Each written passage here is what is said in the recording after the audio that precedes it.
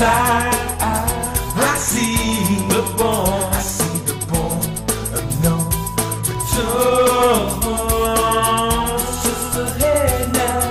Just ahead now, can't you see we're rushing for the end? I see the point of no return.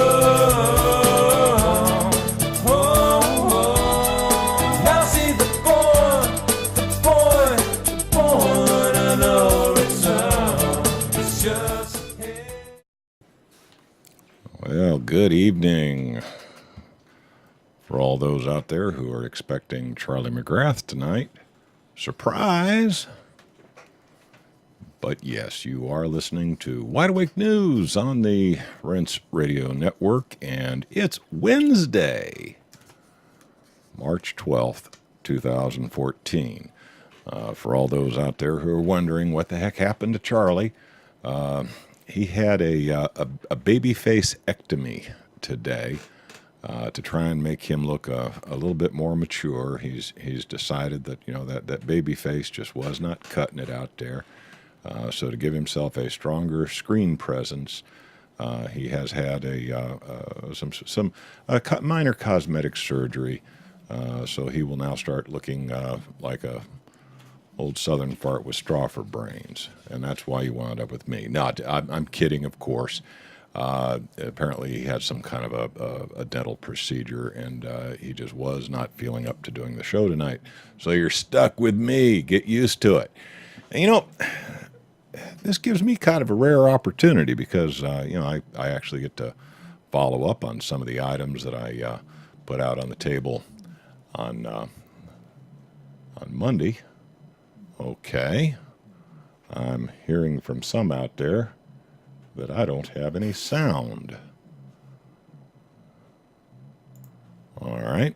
I'm not sure exactly why folks in the chat room are saying I don't have any sound, because I'm looking at my meters here, and man, I'll tell you what, should be 5 by 5. Let's get started, because I do have quite a few items I just can't rant and roll. Oh, okay. Charlie is in the chat room, and he's saying I'm here and can join you. I just can't rant and roll very much because of toothlessness. I tell you what, young fella like that losing his teeth. I mean, as old as I am, at least I still got all my hair and most all my own teeth. Big item in the news today got to be buildings that blew up in New York. Apparently in East Harlem, some classic old buildings. I mean, Lord only knows how old these buildings are. It's kind of a shame to lose them. Some of the buildings in this part of Harlem go back more than 100 years. Now, when I first heard the report, first thing that went through my head was, oh my God, they're going to blame it on Crimean terrorists or Iranian terrorists or something. But it appears that, reports coming out of the area is that there was a distinct smell of natural gas. This may have been a very unfortunate accident where a gas leak caused an explosion, which took out at least one building. I'm hearing reports that perhaps as many as 2 buildings went down. There's also some conflicting reports on the number of casualties. Everybody seems to agree that at least 3 people died when these buildings went down. So this was not a small event. I mean, 3 people lost their lives in this incident. And perhaps as many as 10, some say a dozen, might still be missing, could potentially be buried in the rubble. We don't yet know whether they're going to be pulled out alive or if they're going to be added to the list of casualties. Reports are that as many as 70 injured people are being treated at area hospitals. Pretty significant item, but unfortunately, Rahm Emanuel is apparently not going to be able to make use of this one. He's not going to be able to blame it on Crimean terrorists or Syrian terrorists financed by the Iranians. It looks like this was just, failing infrastructure in one of the older parts of New York. A gas line apparently sprung a leak, and this is the results of a natural gas explosion. Can be serious. Talking about failing infrastructure, we've got it in droves here in the United States. We seem to have plenty of money to run around the world blowing up brown people and taking their stuff. But, when it comes to investing in our infrastructure, our highways, our bridges, our cities, just never seems to be any money for that. Kind of makes you wonder why. But as I'm sure many out there are aware, the city of Detroit has been particularly hard hit. Tax revenues are down. I mean, all the good jobs that people used to make nice middle class incomes off of. Detroit was the center of our automobile industry for almost a century, and Detroit got kind of used to having a nice tax base. A lot of nice middle class incomes with these factory workers. Detroit was big time city as recently as the 70s and 80s. And of course, it's been in decline ever since that time, as all those good quality manufacturing jobs have headed south and west to Asia and even north to Canada. So Detroit's been in a bad way for a long time, and technically Detroit is now in default. Now, the latest news is that the city of Detroit will borrow $120 million. Okay, now, I want to say that again, 120 million with an M. Okay? Who's there? Oh, is that Charlie McGrath sneaking in the back door? All right, we'll just...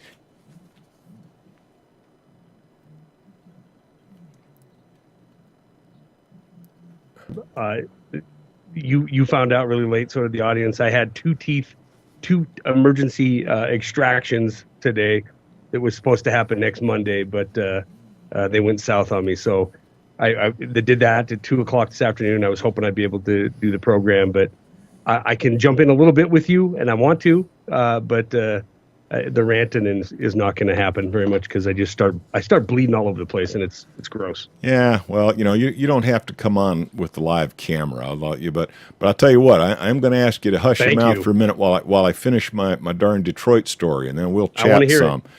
I will be in chat, and I'm sitting here with you. And, all right, well, don't go away. As soon as I finish this Detroit story, we'll talk a bit here. Let's see here. The city of Detroit will borrow $120 million from the bank Barclays as part of a deal reached last Thursday. This article was published just today as collateral for the loan. What are they going to do? They're going to give the bank a bunch of old, burnt out auto factory? Probably. I doubt very seriously if Barclays is going to want, a bunch of retreads and old manufacturing facilities that have fallen into disrepair. No. Detroit will offer up unnamed city assets and income tax revenue. Hey, isn't that precious?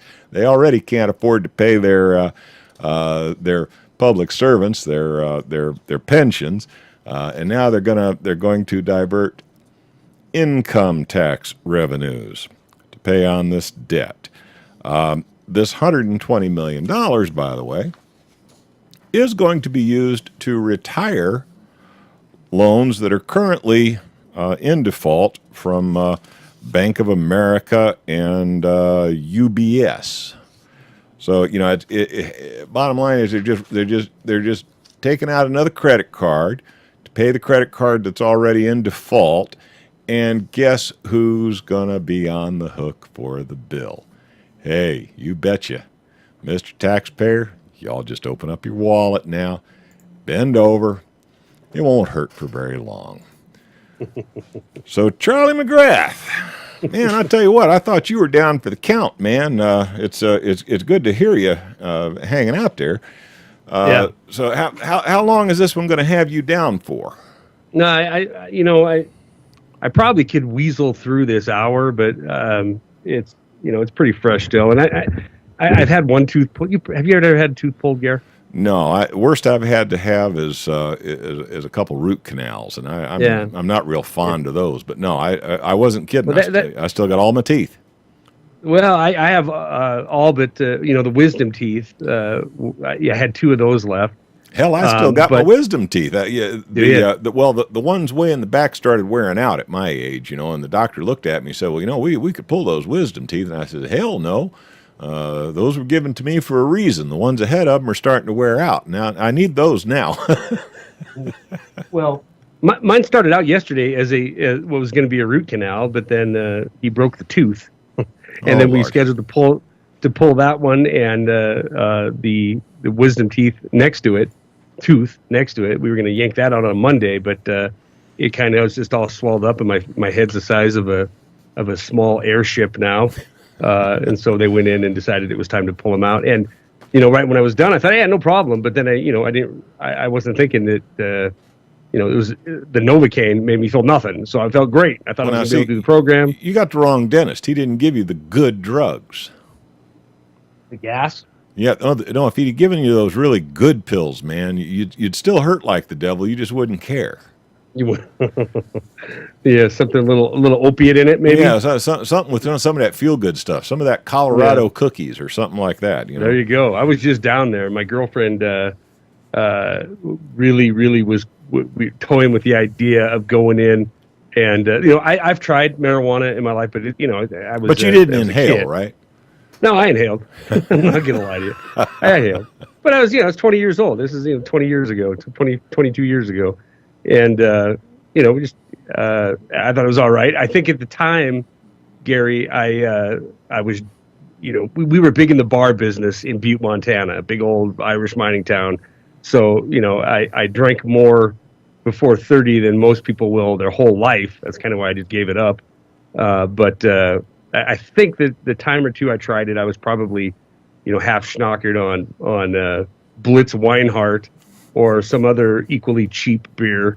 So I don't even remember the effects of it. But I was in Denver here a few weeks back, and we really toyed with the idea because it's completely legal. You can go in and buy yourself a brownie and chill out. Yeah, the problem is, you go back home and you get arrested for,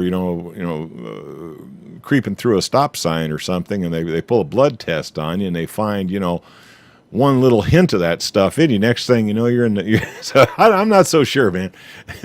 Yeah, I think Colorado's got the right idea, though. One of the gag stories I almost put in the mix for tonight was this one where a family went in to get a pizza, and they came out of the pizza, had to go to the emergency room, and apparently the purveyors of the pizza used some of that Colorado spice on the pizza.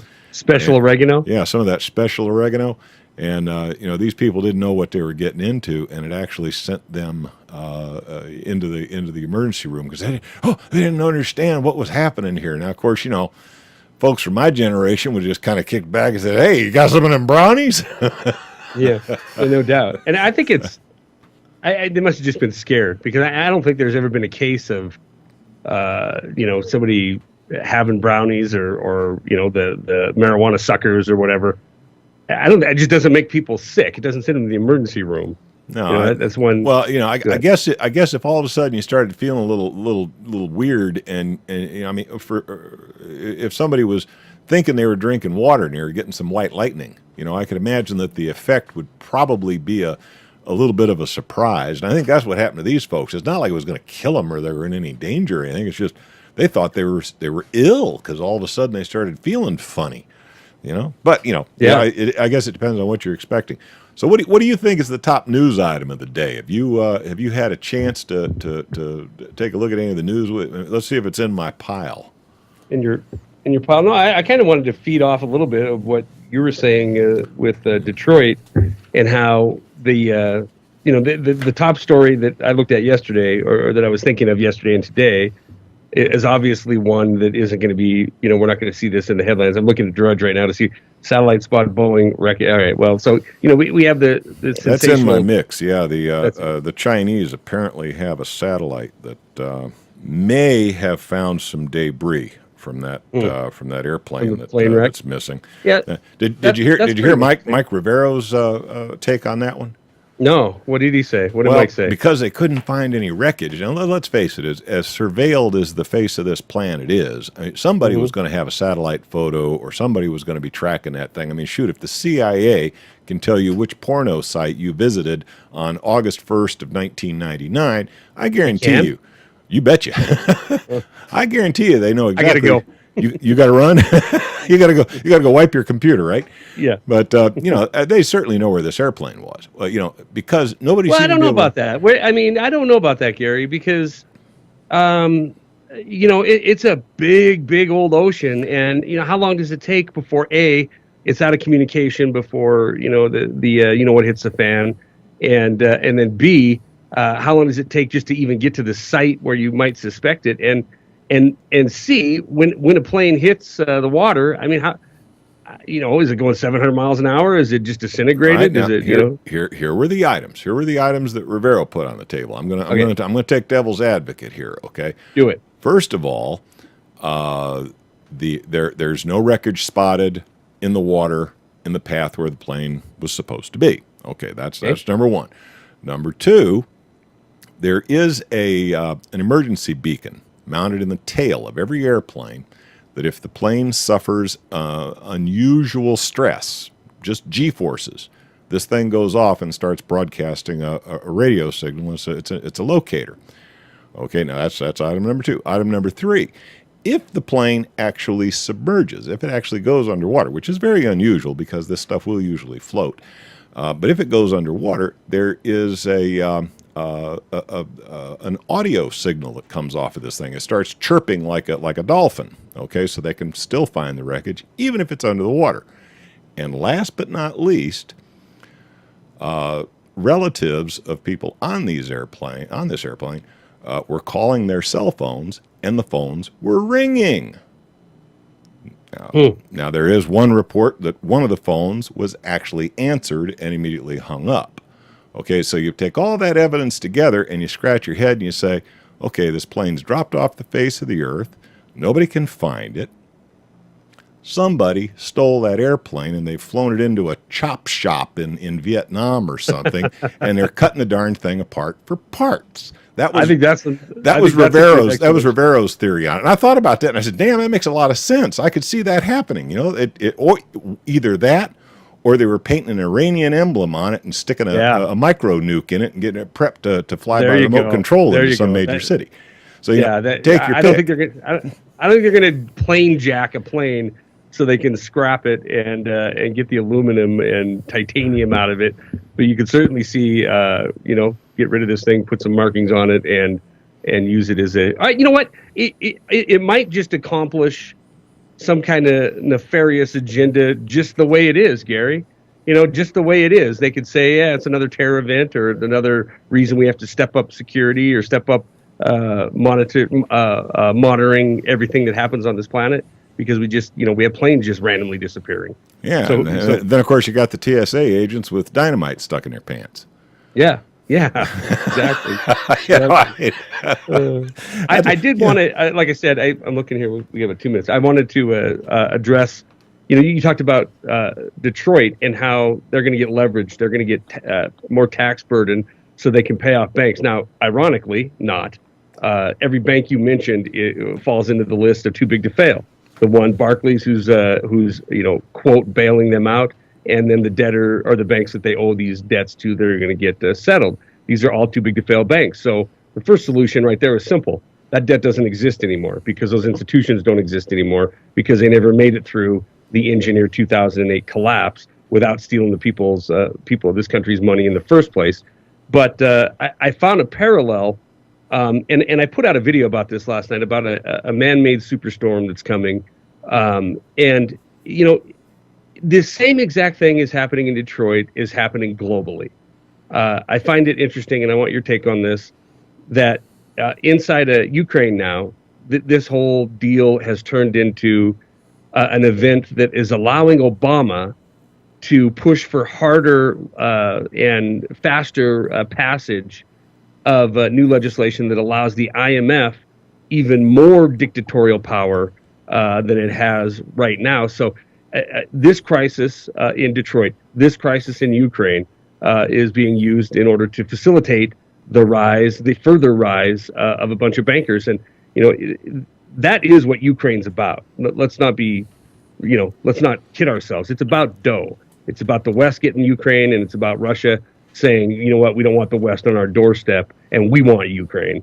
But at the end of the day, it always seems to filter down to the exact same pieces, the same players, a bunch of bankers trying to acquire and steal more financial future and more power and wealth. Gary Hendershot, stand by, man. The toothless Charlie McGrath. We'll be right back after these messages. And we're back from that break, and yes, I am still joined by the tooth challenged Charlie McGrath. Are you still hanging in there with me, buddy? Have you filled your bucket yet? I am. My bucket isn't full, but it's gross enough that we don't need to talk about it. Yeah, okay. We won't even talk about that. Needless to say, what we were talking about on the break is we were talking about this Crimean thing and this Ukrainian thing. I mean, frankly, it's all very confusing to an old geezer like me with straw for brains. I hear this guy's interpretation, I hear that guy's interpretation. Is that where Scarecrow comes from? Oh, straw yeah. For brains? Yeah, I just got straw. Okay. Yeah, I got straw for brains. But, it makes sense now, Gary. Well, that and of course, I think at some point or another I got me a doctorate in thinkology, so I got me some brains along the road somewhere or another. You sure do. Or I try. But anyway, you hear all kinds of arguments on this, and what I really get irritated about with some of the audience, I got called down on this. I got a really nasty email from somebody the other day. Basically called me an idiot. Well, that's okay. My wife calls me an idiot. I'm used to it. You're married to the same woman for 37 years. You get used to being called an idiot.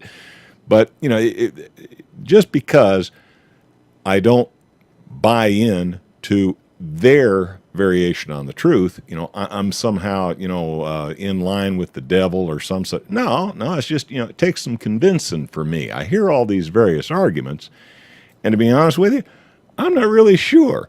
It's real easy just to, I'm so suspicious of my own darn government, and I'm so suspicious of the CIA and the NSA, and they're spying on everybody, and they're stirring up trouble everywhere.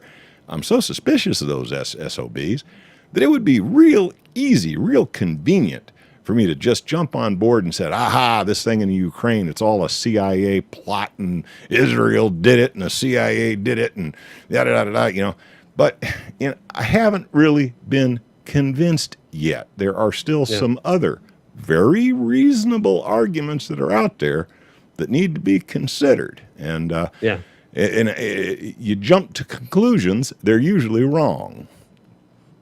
Well, then we probably need to avoid the major jump to conclusion, which is obviously the political class that sells us on some kind of violation of the sovereignty of Ukraine, or Crimea in particular, is underway, and it's our position that we have to sanction and punish and penalize Russia for it.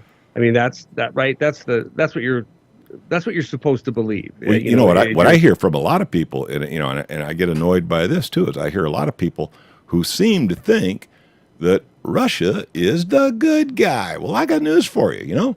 Them Russians, they're jerks too, all right? No doubt about it. Your government is a jerk. But the Russians, they're right up there. They're really pushing for first place jerk, and they're coming in right behind your own government. So, I don't trust either of them. I don't either. I don't.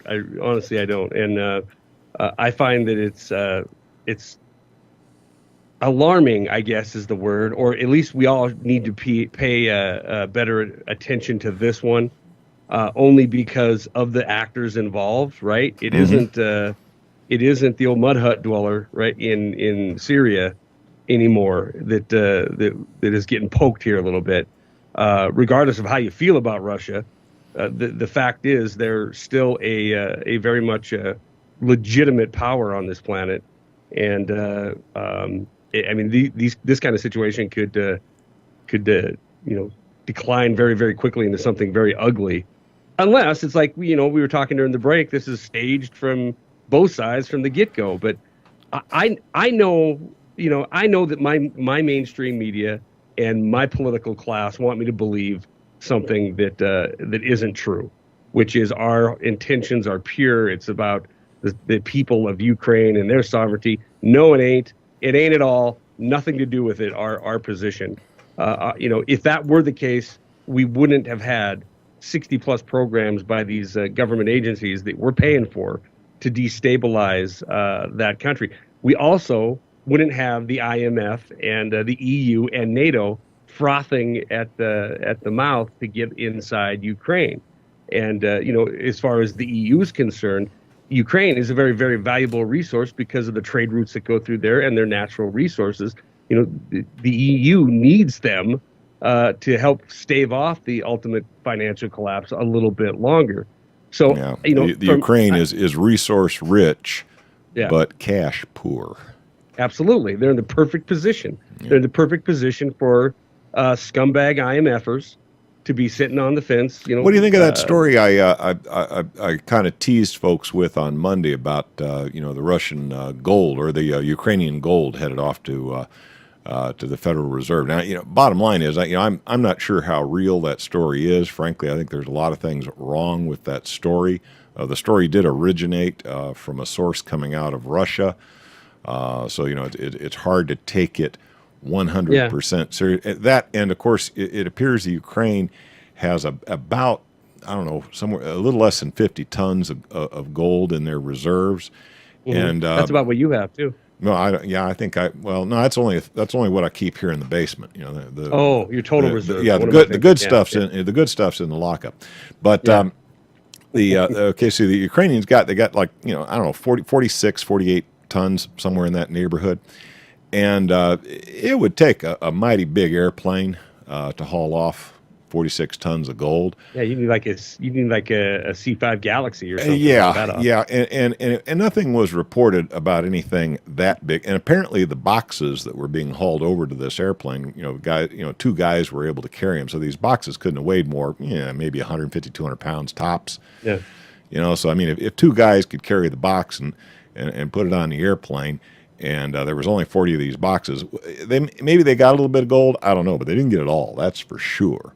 There's a lot wrong with that story. It's an interesting story. That's an interesting twist. But like so many things out there, I don't think we can take anything reported as 100% gospel, even if it's coming from me or you. Because, we're doing the best we can. We're searching out for interesting little tidbits to present, but we can't verify the veracity of every piece of news that comes across. No, it's definitely just not reasonable. And it's not reasonable, and it's incumbent upon you and me and everybody listening to, what do you say? Look at the facts yourself and make up your own damn mind. Make up your own damn mind. That's right. And, that brings me to, 2 minutes or so before the break. I got to plug Christina Consolo on the backside of this break, and then talk about a new thing we're doing at Wide Awake News. So I'll save that to the end. But it does bring me to a story that kind of reared its ugly head this week, in the last week and a half or so, about Liz Wall quitting RT. You see this? Mm-hmm. Yeah. Yeah, and it's interesting. I don't know if you saw the horrible quality video I put out to that, because we had. I wasn't going to comment on your poor videoing skills, But it was 2 a.m, and I just finished mounting that TV to the wall. It's in my kids' media room. And I thought, well, I'll pull up a YouTube video on there so I can have that as a background. Liz Wall interviewing me, because she had several times in the past couple of years, and comment on this, because I had listeners and people that follow the website send me emails saying, are you worried about you're being duped by RT to come on there? And it was kind of shocking to me to get that from this community, our community, because they're mainstream, in a sense. RT is mainstream. Sure. They're funded by the Russian government, and to think for one, who do you think pays for our media? yeah, exactly. But to think for one second that I'm unaware of who's behind RT, and just like I'd have to be unaware of who's behind our media. There is no source, including Gary Hendershot or me or any other independent media. There is no source you ever should put 100% of your faith into. I like RT because they are not afraid to talk about a lot of things that we do in this community. That we talk about. Well, I'm hearing the music, Charlie. We're gonna have to shut up for a moment. Gary, the Scarecrow Hendershot, and me, Toothless Wonder. Hang tight. Hey, we're back, man. Go ahead. I gotta put my stogie away. I was getting comfortable drinking a cup of coffee and smoking a stogie while we were on that break.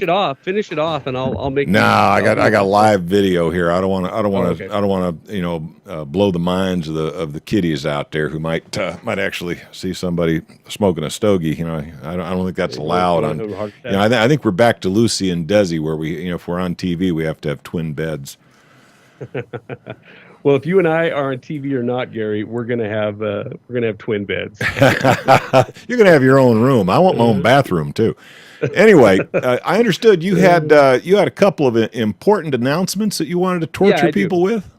I do. I want to torture people with announcements. First of all, I want to thank you for coming on here and giving live content tonight. And I also want to thank Karen Quintostado, who has made it.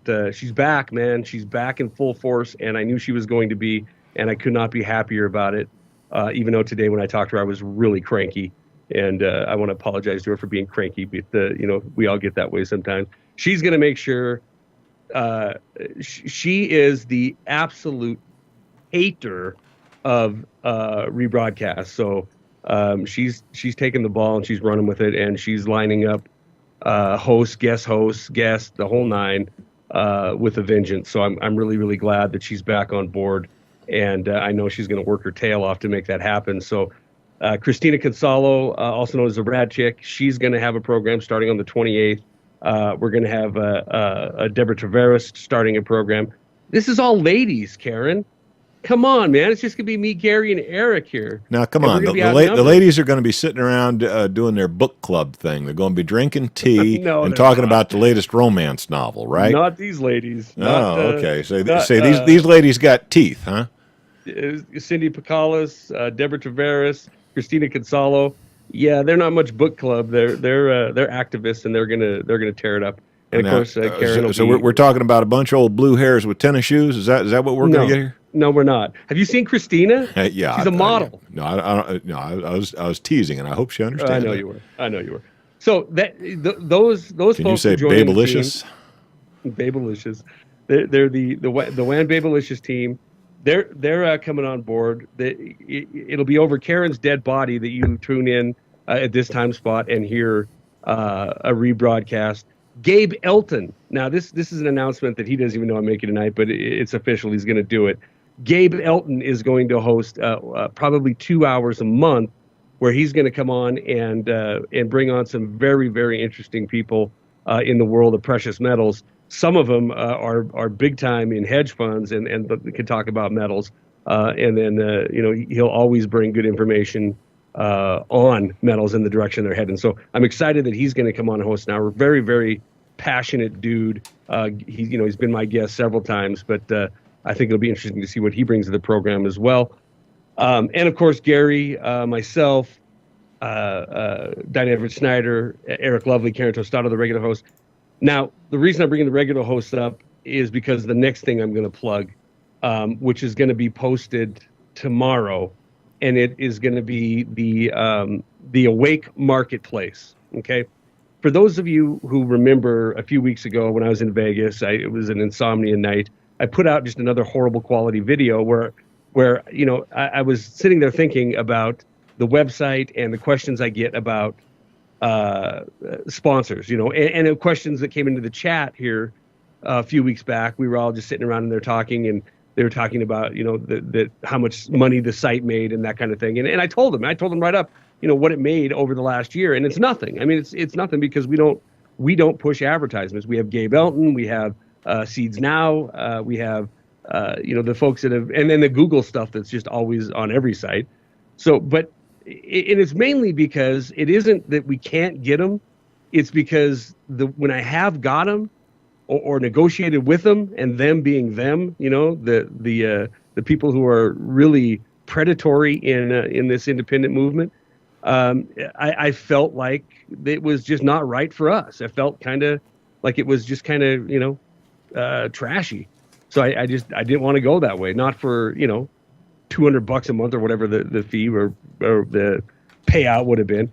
But I do want people in this community, in our community, who are trying to make a living and have something, a product or a service that they think we all need, and they understand what we're doing.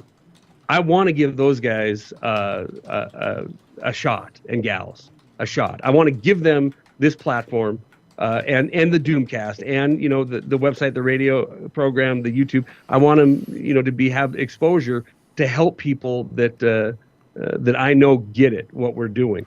So I came up with this grand plan. It's called the Awake Marketplace.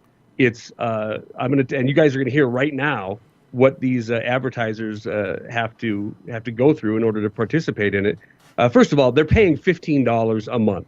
And Gary, you freaked out when you heard that. Well, come on, that's chump change. That is chump change. Yeah, it's nothing. It's nothing. I mean, there's some advertisers that would pay, even for our platform, $1,500, $2,000 a month to have a banner up there. But anyway, $15 a month these advertisers are paying, and what they're going to do is they're going to have a spot on Wide Awake News. It's going to be in the left-hand column. It is the Awake Marketplace. They're going to have a banner up there, and they're going to have a link to their site and an explanation of what this is all about. Not only that, they're going to be guests on programs. Gary, you have one guy already lined up that you're going to do the heavy lifting because he doesn't want. I'm talking. I haven't signed him up yet. We'll just have to be patient now. All right. Well, no rush. I mean, I need that $15, Gary. Yeah, I know. I'm going to go broke if I don't get that $15. Yeah. So anyway, it's a platform for these guys, and you're going to hear me pumping it, and you're going to hear me pumping it with enthusiasm because I believe in it. I believe in what they have, and if I didn't, they wouldn't make it into there. So they're vetted by me. They're vetted by Bonnie. They go into this Wake Marketplace, and then they're going to be coming on programs and showing you the necessity of their product or of their service or, of whatever they've brought to us. So I'm really excited about it because it isn't a money-making scheme for me. In fact, I will make absolutely zero on it. Every single penny that comes in from the Wide Awake market, the on average of $180 a year per advertiser, is going to go to the hosts, not me as a host. I'm not getting any of it, but the hosts. Wait a minute. You mean I get paid to do this? Yep. Yep. You're gonna get it. Here it comes. Back up the money train. And it ain't gonna be much, but if I can, help Karen get a laptop when she needs it, or if I can, help Eric make sure that he's got the right kind of internet, or at least compensate some of these guys for that kind of equipment, then that's exactly what I want to do. So there's the other major announcements. No more dead air or no more rebroadcast, even though some of them I like. And the Awake Marketplace will be up live tomorrow. I think from that video I put out in Vegas, we had 30 people respond. And I think 15 or 20 of them, Bonnie's handling it all now, are signed up. So there'll be a slug of them up there to begin with. And some of the stuff is really, really cool. I mean, there's some really interesting homemade devices like homemade filter, or started as homemade devices, water purification systems, gardening. And we ain't getting no vendors from Colorado, are we? I hope so. I hope so. Mellow us out a little bit. Yeah, I got to get some of those darn Colorado brownies. That'd mellow me out. Yeah. Well, they might end up in the marketplace. So when you hear me talking about it in the future, the Awake Marketplace, I'll probably give the preface about what it's all about, because I really want these guys to succeed that responded to that video. And a lot of them are stories, Gary, that you and I could probably relate to, about starting out, about trying to make a go of it, about competing against some other companies that have a bunch of money behind them or whatever the case is. A lot of them are just really good, interesting stories. And some of these folks are just doing it. They want their banner up there. They're not selling anything. They're giving away free information, so they're jumping on board. So I'm pretty excited about it. What about cross links to competing websites? Now, just say, for example, Mike Rivero might want to spring for a banner on your site. I mean, would you be adverse to something like that? Absolutely not. I'd trade with Mike Rivero straight across. Yeah, I like Mike. He's a great guy. I've co-hosted. You know the deal. You sit there every time we've done. Yeah, I'm usually the guy pushing the buttons. Yeah. So no, I absolutely. Anybody, you know what? I've got guys who are selling, reclaimed building materials. Whatever you want, man. As long as there'll be a page there, a link there that tells what it's about and what the requirements are to come on board. And as long as you meet those requirements, good to go. And what I'm trying to do is weed out some of the, I'm trying to weed out all of the shysters, all the fly-by-nighters, all the guys who set up a landing page. They don't stock any inventory. They could care less about what's going on, other than it's an opportunity for them to take orders off the internet and then ship it out of, not touch anything, not commit to it, only ship out from some warehouse somewhere, and no vested interest other than trying to turn a dollar. That's what I'm trying to get rid of, and that's what I'm trying to weed out, and I will weed out. So there's a knife company coming on board, all made in the USA, hunting and combat knives. Just all kinds of cool stuff that if you click on anything in that marketplace area, you're going to know that regardless if you just go visit their site and leave a message, you're going to know you're visiting somebody that is like-minded, and that's what's got me excited about this.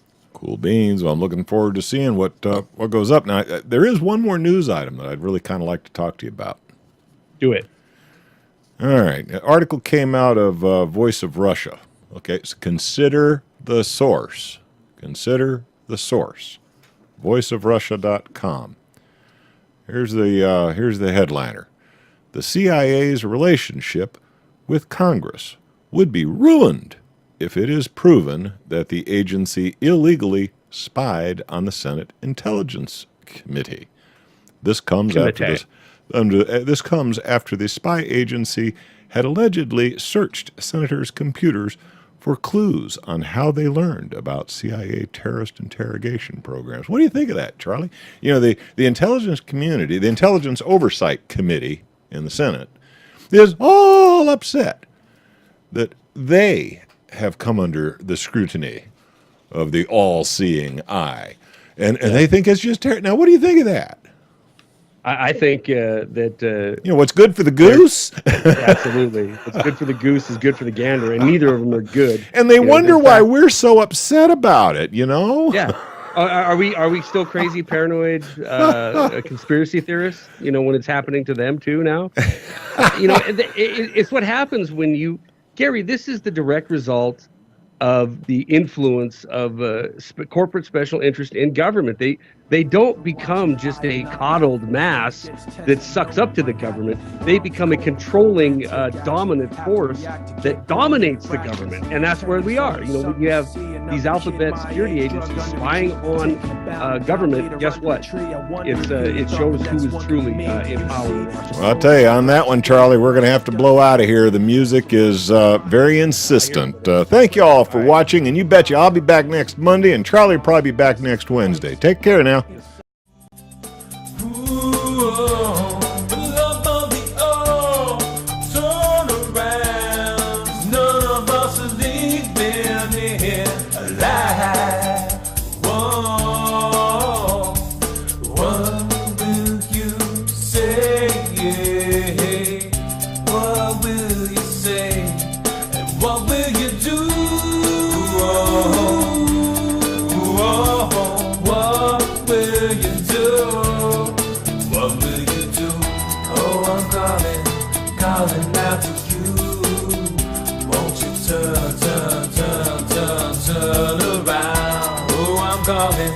Calling out to you.